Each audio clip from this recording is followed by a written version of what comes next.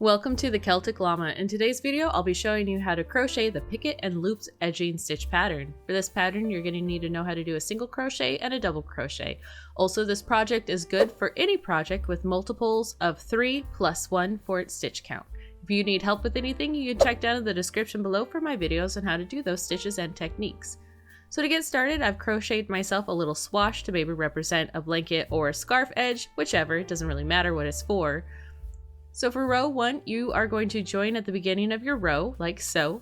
Then you will chain 3, and then you'll double crochet into the same space where you joined the yarn. Then you will double crochet in every single stitch until the end of the row, and then you will turn your work. So we finished row 1, you can see how that's kind of looking. Now for row 2, you're going to turn your work and you're going to chain 1 and you're going to single crochet into the first stitch. Then you will start your repeat. Your repeat is going to be chaining 5, skipping 2 stitches, and then single crocheting into the following stitch, followed by chaining 3 and single crocheting into the next stitch. So again, let's look at that again.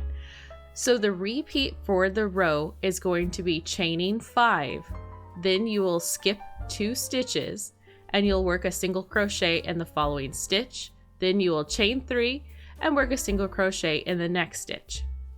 You'll repeat this all the way until the end of the row, and when you get to the end of the row, you'll just finish off with 1 single crochet, and there you go. There you have it. That is how you do the Picot and Loops crochet edge stitch border. Hopefully you found this video helpful. If you did, please give it a like, and I look forward to seeing you in the next crochet video. Have a happy crochet day.